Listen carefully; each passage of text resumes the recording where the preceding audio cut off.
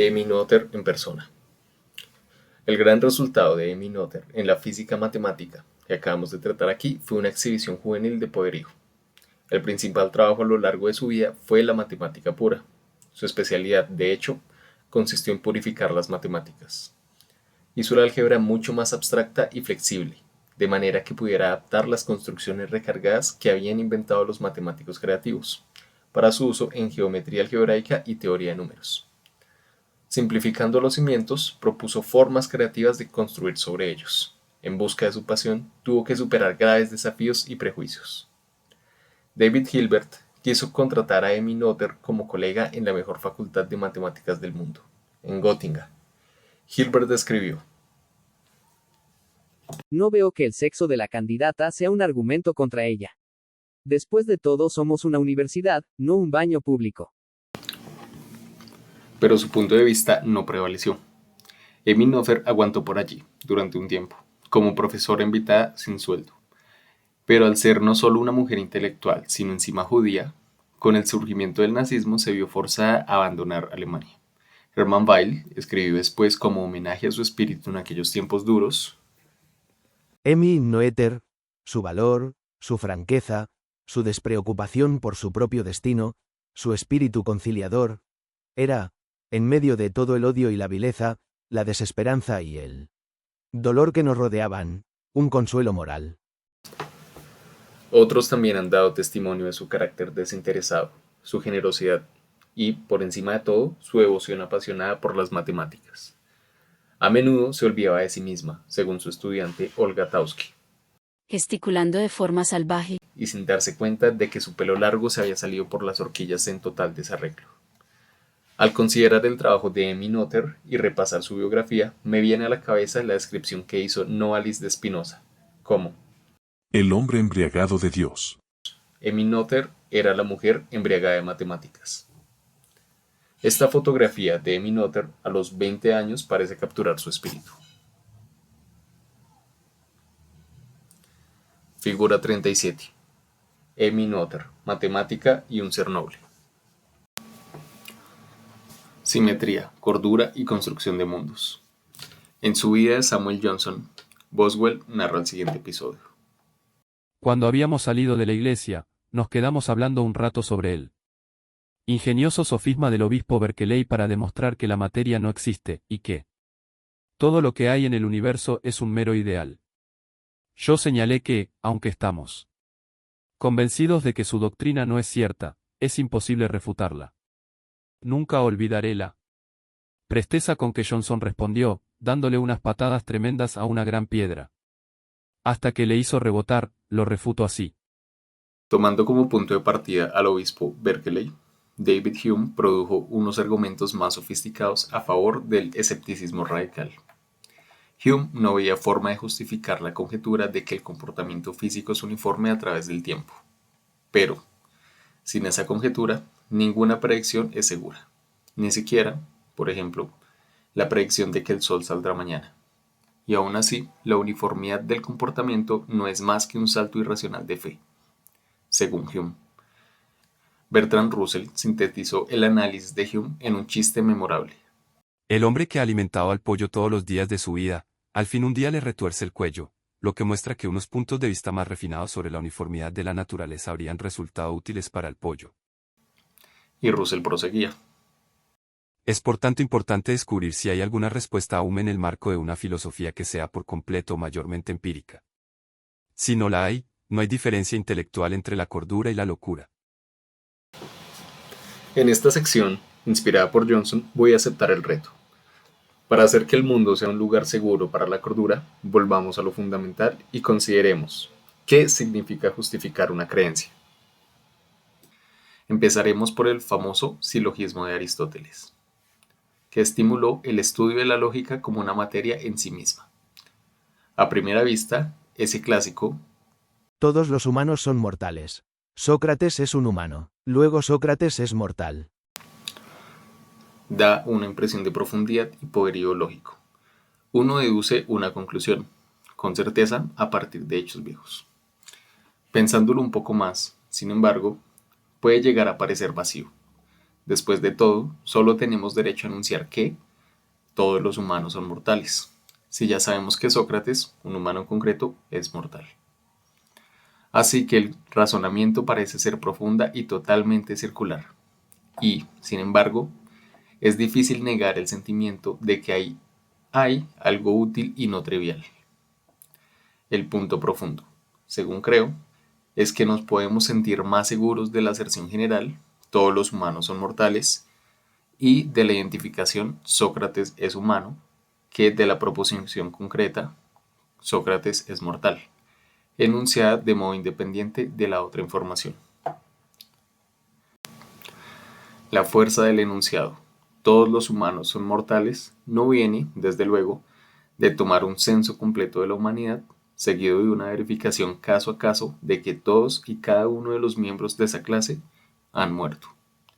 Para empezar, muchos de nosotros no hemos muerto. Más bien viene de un entendimiento general de lo que significa ser un humano, incluida en concreto la fragilidad de los cuerpos humanos, la fisiología del envejecimiento y demás. Un ser inmortal tendría que diferir de manera muy significativa de lo humano, en el sentido de esa palabra aceptado generalmente, hasta el punto de lo que definiríamos como alguna otra cosa. Y Sócrates, aunque desde luego era una persona inusual, era hijo de padres humanos, ocupaba un cuerpo humano como cualquier otro. Podía resultar herido en una batalla, maduró y envejeció en la escala de tiempo habitual para los humanos. En fin, Sócrates encaja con comodidad dentro de la clase humano. De modo que el silogismo ya valía incluso antes de que Sócrates muriera, cosa que, desde luego, acabó por hacer. Por cierto, ¿no habría resultado más evocador y verdaderamente inductivo que Aristóteles hubiera usado este ejemplo? Todos los humanos son mortales. Aristóteles es un humano. Luego Aristóteles es mortal. Eso le habría humanizado, ¿no? También cuando estaba instruyendo a su famoso pupilo Alejandro Magno, Aristóteles podría haber usado. Todos los humanos son mortales. Alejandro es un humano. Luego Alejandro es mortal. Esa versión podría haber cambiado el curso de la historia al persuadir a Alejandro Magno de cuidar un poco más de sí mismo. Lo más probable, sin embargo, es que hubieran despedido a Aristóteles, o algo peor. Algún día, quizá no muy lejano, cuando la tecnología médica mejore y o la inteligencia humana migre fuera de los cuerpos humanos tradicionales, tengamos que revisar la proposición todos los humanos son mortales. Por ejemplo, el estatus de este silogismo resultaría dudoso. Todos los humanos son mortales. Ray Kurzweil es un humano. Luego Ray Kurzweil es mortal. Pero cuando llegue ese día feliz, si llega, la gente preferirá empezar el silogismo con todos los humanos pristinos eran mortales, o algo de este tipo, y proseguirán como antes, aunque incorporando ahora unas distinciones más precisas. En cualquier caso, la mortalidad de Sócrates, Aristóteles y Alejandro nunca estuvo muy en duda, ni siquiera mucho antes de que murieran, precisamente por la razón expresada en los silogismos una vez que los entendemos bien. El punto general para nuestro propósito actual es que unos fundamentos más amplios y firmes hacen más segura la inferencia. Los enunciados generales pueden resultar puntuales, útiles para los particulares, incluso cuando los últimos parecen afirmar estrictamente menos. ¿Y qué hay del pollo de Russell? El pollo piensa. El buen granjero me alimenta cada día. Mañana es otro día. El buen granjero me alimentará mañana. Se parece un montón a los silogismos anteriores, pero los parecidos no lo son todo. Aunque este silogismo tiene la misma forma lógica y su contenido efectivo es muy diferente, un pollo lo bastante inteligente se percataría de que el buen granjero no siempre le suministra la comida para pollos de la misma forma exacta, ni al mismo tiempo exacto del día, cada día, y también de que el buen granjero hace muchas otras cosas. Un pollo, lo bastante inteligente, trataría de hacer una teoría que explicara esas otras acciones del buen granjero. Y, si fuera una joven gallina particularmente perspicaz, se vería inducida a pensar en el buen granjero como un agente egoísta con motivaciones. La joven gallina podría percatarse también de que el buen granjero y su familia comen productos biológicos, que los cultivos se cosechan, que los animales de la granja desaparecen de manera misteriosa cada vez en cuando, y demás. Llegada a ese punto, la joven gallina empezaría a sospechar de que está por llegar un día del juicio en el que un buen granjero no se comportará como en la primera línea del silogismo. Mientras que todos los humanos son mortales, resiste a un atento escrutinio y forma parte de una visión del mundo abarcadora y coherente, el buen granjero me alimenta cada día no lo hace. Para recoger el guante de Russell, responder a Hume y defender la cordura, tenemos que justificar nuestra conjetura de la uniformidad de la naturaleza. Podemos hacer la conjetura más segura, como acabamos de discutir, dotándola de unos fundamentos más amplios y firmes. Nuestra formulación de la uniformidad en el tiempo y como un enunciado sobre la simetría de la ley física nos ayuda a hacerlo, de varias maneras.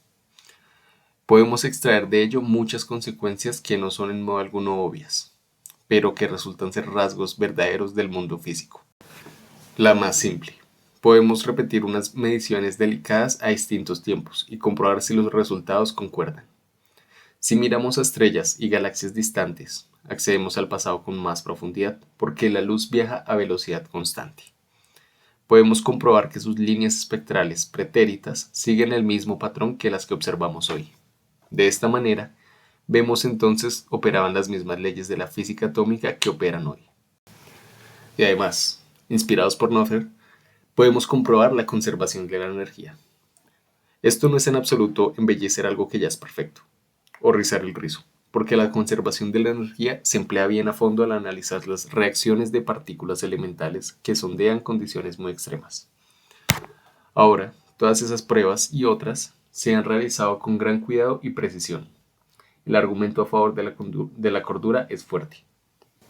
Para redondear esta reflexión, debemos señalar dos uniformidades adicionales de la ley física, junto a la uniformidad en el tiempo, que son casi tan básicas en la construcción de mundos. La uniformidad en el espacio y la uniformidad de sustancia. La uniformidad en el espacio, que mencionamos antes, comparte con la uniformidad en el tiempo las pruebas experimentales y astronómicas, inspirados por Noether, podemos comprobarla de otra forma, comprobando la conservación del momento. De nuevo, esto no es en absoluto rizar el rizo, porque la conservación del momento se emplea bien a fondo al analizar las reacciones de partículas elementales que sondean unas condiciones muy extremas. Por último, está la uniformidad de sustancia. El hecho observado de que todos los electrones, por ejemplo, tienen exactamente las mismas propiedades. Esta suposición está implícita en todas las aplicaciones de la física atómica moderna, la electrónica y la química, aunque se la suele dar por hecha. Es todo lo contrario de obvia. En la manufactura humana, el uso de partes intercambiables fue una innovación revolucionaria, y supuso un duro trabajo alcanzarla. Sin embargo, mucho antes de las innovaciones de Samuel Colt y Henry Ford, el artesano de la naturaleza había anticipado las virtudes de las partes intercambiables. En la teoría central de hoy, el carácter intercambiable de los electrones es consecuencia del hecho de que todos los electrones, por ejemplo, son excitaciones mínimas, cuantos, de un fluido común que llena el mundo, y de que las propiedades de este fluido son uniformes en el espacio y en el tiempo. Así, en el marco de la teoría cuántica, la uniformidad de sustancia no requiere conjeturas adicionales. Se desprende de la uniformidad del espacio y el tiempo y, por tanto, como nos enseñó Emmy Noether, de la simetría.